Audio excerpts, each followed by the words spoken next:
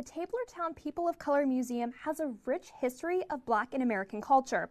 David Butcher and his team are working to help further the future of the museum.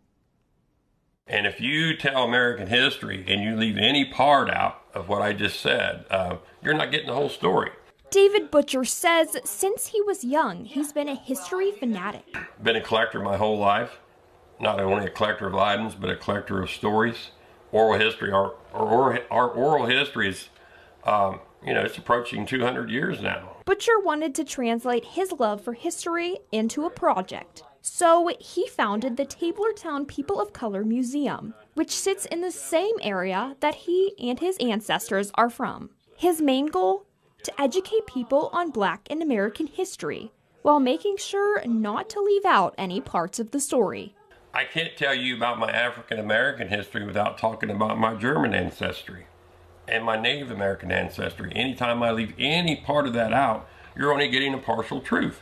Although Butcher says teaching history is important, it does not come without challenges. Being a nonprofit, small organization is very difficult.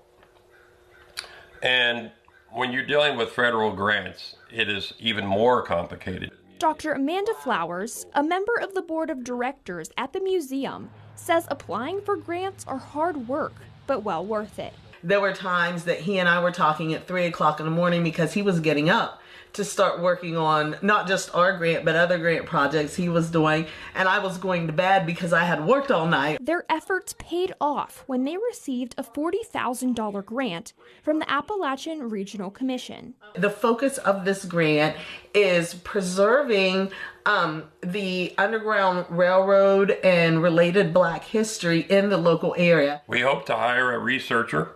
We are working on tying this to the Underground Railroad, our history here, because let's face it, this is where everybody came from.